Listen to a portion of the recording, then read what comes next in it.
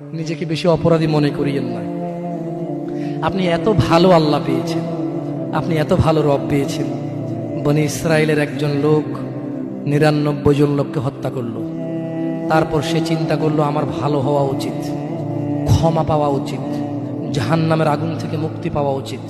বাবা আমি এই জাহান্নাম সহ্য করতে পারবো না, কিভাবে আমি জাহান্নাম থেকে বাঁচবো? তখন সে একজন জ্ঞানী লোকের খোঁজ নিল এবং জিজ্ঞেস করলো যে আমার কি ক্ষমা হবে? ওই লোকে বলল যে না না, তোমার তো ক্ষমা হবে না। একবারে তারেও মেরে কতজন পূর্ণ করলো? কিন্তু তার হৃদয়ে যন্ত্রণা কমেনি।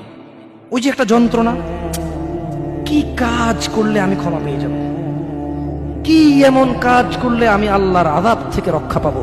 সে আল্লাহকে প্রচন্ড ভয় পাচ্ছিল।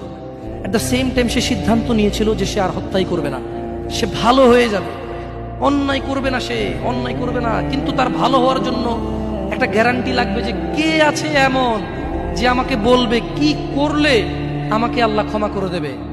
ওই লোকটা যখন মারা যায় আল্লাহ তাকে জান্নাত দিয়েছে। কেন? সে ভালো হওয়ার ইচ্ছা পোষণ করেছে। আপনিও ভালো হওয়ার ইচ্ছা পোষণ করেন, করবেন তো?